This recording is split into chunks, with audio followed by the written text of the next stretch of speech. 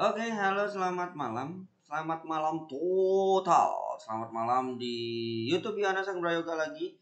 Kita bahas analisa lagi dan mohon maaf kalau lama banget ya. Gak analisa 1 minggu kemarin gak analisa. Cuman dari sisi analisa yang kemarin sebenarnya bisa diterusin kan, masih trennya up. Tapi untuk saat ini kita delete aja dulu. Delete dulu. Ya, di delete dulu biar kita analisanya kosong lagi, di delete ya.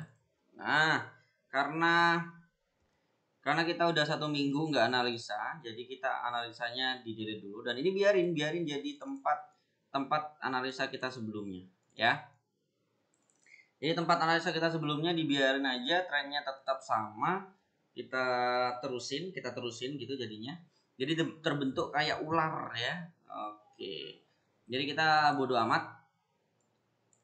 Kita akan menganalisa minggu besok. Nah, minggu besok pada tanggal 13 sampai 13, 14, 13, 14, 15, 16, 17 ya, sampai tanggal 17 Juli. Agustus sekarang. Kok Agustus?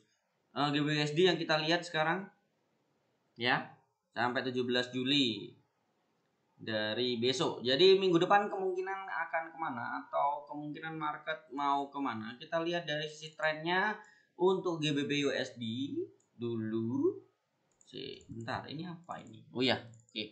Untuk GBUSD dulu kita akan lihat kedepannya mau kemana sih sebenarnya. Trennya masih naik. Kok pakai ini aku ya? Jangan pakai ini dong. Pakai ini aja.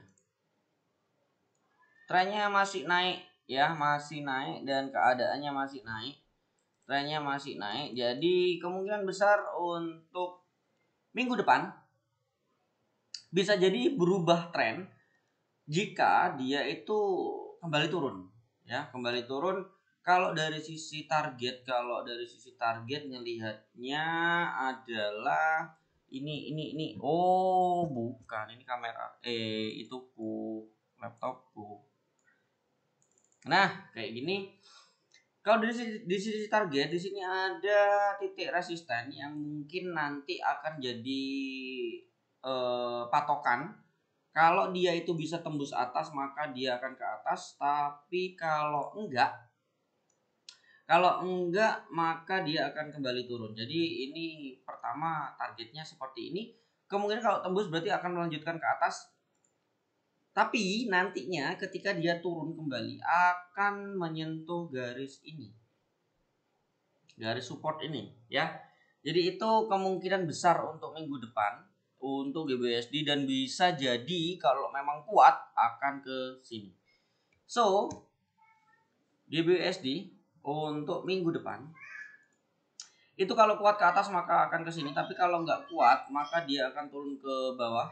Ketika ke bawah ini lebih kuat akan ke sini. Sorry, ada suara anak kecil. Dan kalau nggak kuat maka dia akan balik ke sini ya. Itu untuk GBUSD. Next, kita agak sedikit aja ya, karena lumayan agak sibuk aku. Ini aja udah ditunggu temen. Sekarang kita delete juga untuk Euro USD. Ini pun kita kecilin seperti ini, biarin itu histori yang sudah kita analisa ya. Histori yang sudah kita analisa untuk Euro USD di YouTubeku. Biarlah sekarang, walaupun libur minggu kemarin, kita akan lihat analisa untuk minggu depan. Seperti ini, analisa untuk minggu depan. Trennya masih naik ya, tren juga masih naik.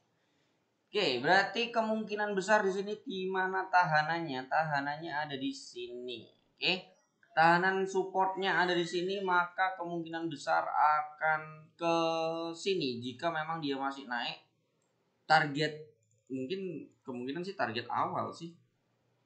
Ini target awal kemungkinan di sini, karena di sini juga ada target awal ke sini. Target berikutnya kemungkinan besar kalau memang dia sesuai dengan trend line-nya akan ke sini ya.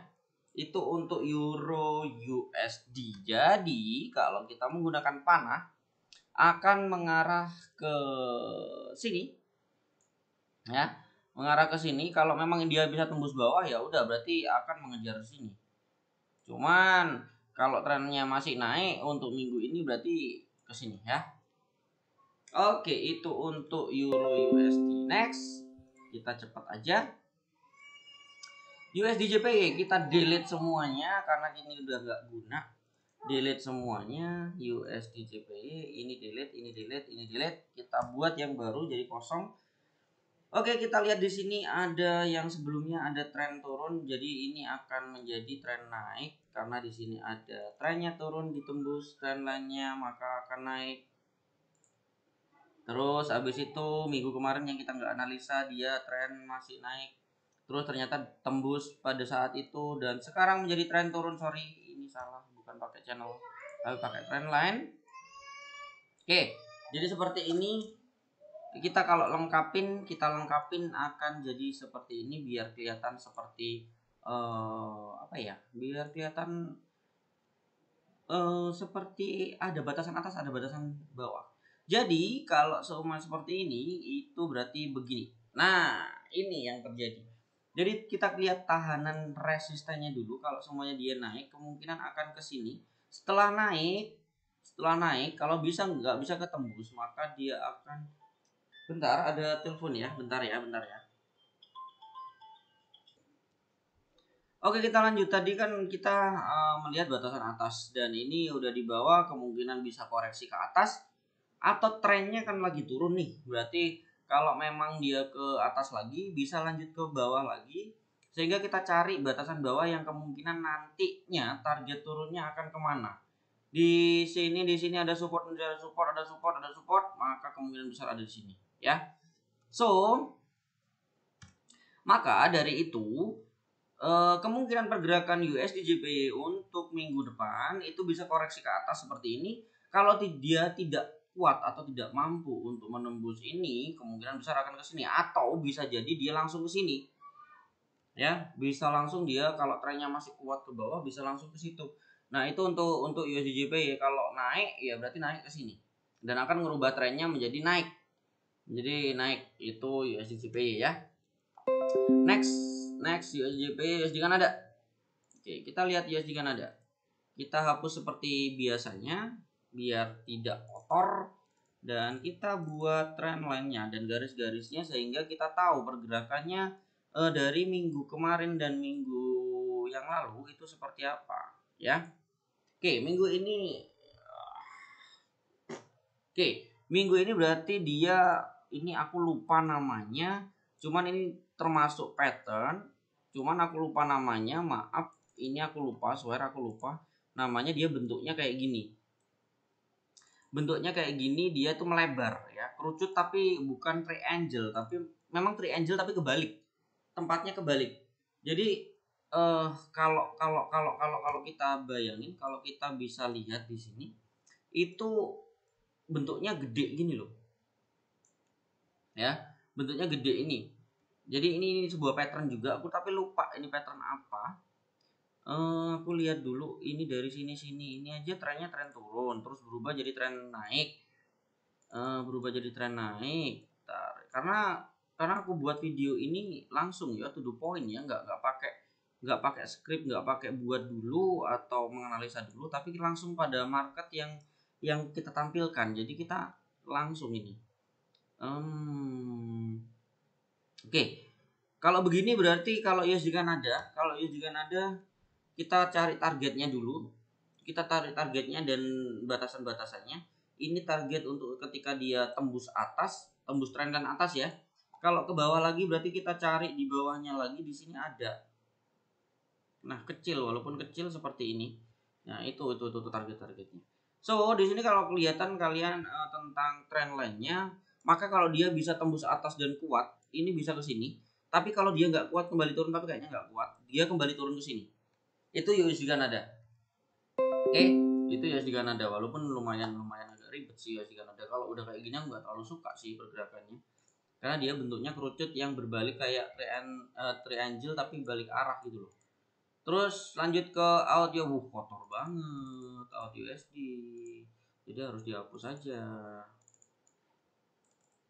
ya. Untuk audio USD kita hapus saja, tetap kita menggunakan H4. Kita ambil jalurnya dulu.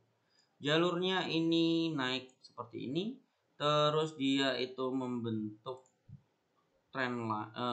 seperti ini ya jalurnya. Terus untuk saat ini kita lihat di sini ada jalur kecil, ya jalur kecil yang seperti ini. Oke, terlihat ya jalur kecilnya. Dan dia udah tembus bawah nih, udah tembus bawah. Tapi memang belum menembus yang kecil ini atau support yang kecil ini. Jadi masih belum bisa dikatakan menjadi turun. Kita tunggu aja berarti untuk AUD/USD, dan ini pergerakannya kecil banget AUD/USD. Nah, kayak gini. Oke. Jadi target bawah juga harus dicari. Target bawah kemungkinan akan ke sini bisa jadi karena ini sideways banget. Jadi kemungkinan kalau memang mendobrak itu biasanya jadi kencang gitu loh. Berarti AUD/USD ini kemungkinan besar kalau dia nggak kuat maka dia akan ke sini. Kalau kuat ya, kalau kuat itu akan ke sini untuk AUD/USD. Oke, itu aja AUD/USD. Simple banget, simple. USD/CHF. USD/CHF kita delete lagi. Dan yang ini kotor. Nah, kotor. Di sini jangan lupa ini dibuat biar kelihatan OI. Oke, masuk. Di sini ada namanya seperti ini ya. Oke. Seperti ini, dan di sini ada namanya seperti ini. Oke, dah. Ini namanya triangle. Cuman kita harus lihat dulu dari sisi depannya. Seperti ini. Dan tambahannya itu seperti ini. Ini sama juga teropong. Sama kayak teropong. Oke. Jadi kemungkinan untuk USD/CHF kita akan lihat di sini batasannya dulu, atau kita cari batasannya dulu. Di atas kita batasannya terlihat bahwa dia lagi seperti ini. Ya, target bawah kalau ini trennya turun, target bawahnya di sini aja kayaknya. Aku nggak terlalu berani karena di bawah udah nggak ada lagi, berarti ya sini. Target atas kita lihat ini ya. So kemungkinan untuk minggu depan untuk USD/CHF ini kalau trennya masih turun akan menginjak ke sini, dan kalau memang kuat akan terus ke bawah sini. Cuman kalau bisa tembus atas berarti target kita minggu depan akan ke sini. Itu untuk USD/CHF. Next, Euro JPY. Oh, kotor. Ini kotor. Kita delete dulu semuanya biar nggak kotor. Delete. Oke, bersih. Yang ini nggak beraturan, jadi kita perbaiki. Yang kemarin atau minggu yang lalu kita perbaiki. Yang ini delete aja. Kita rubah lagi ke area ini. Nah, terus satu lagi di mana dia itu di sini. Oke, trendline-nya berarti kemarin naik. Dan trennya lagi naik. Tapi untuk minggu sekarang kalau kita lihat Euro JPY itu trennya udah turun atau tembus trendline-nya, sehingga dia memiliki power seller yang kuat. Tapi jangan lupa kita buat batasannya dulu. Batasannya yang pertama sebenarnya kalau tembus di sini ya. Nah, kalau memang kuat untuk turun biasanya ini ngajak nyari kakinya dulu. Bisa jadi dia kalau memang trennya turun akan di sini. Terus target atas untuk membuat kaki itu biasanya di sekitar sini. Nah, dah.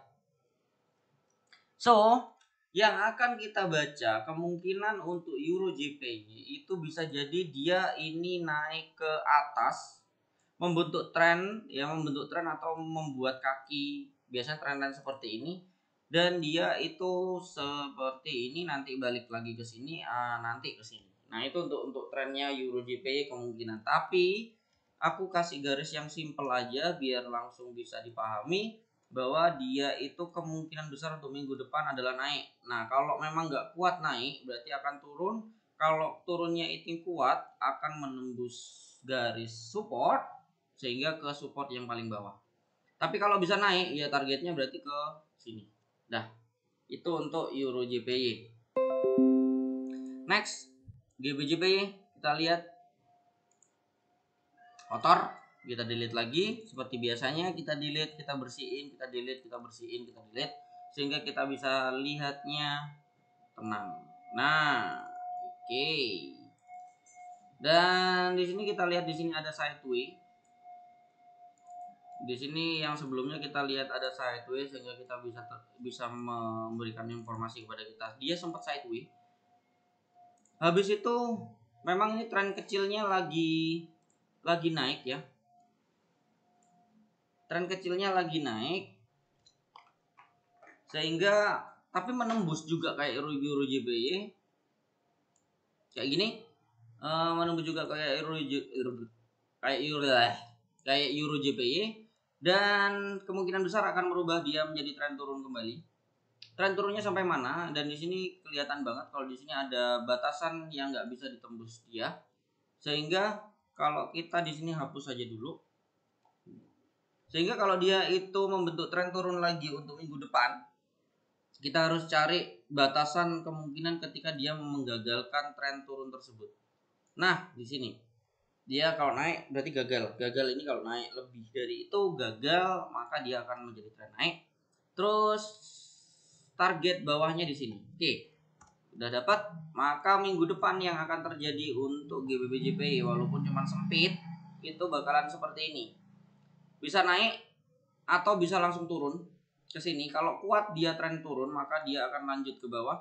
Tapi kalau dia naiknya kuat, maka dia akan lanjut menjadi tren naik ke sini. Oke, itu untuk GBP/JPY. Next, last pair gold kotor.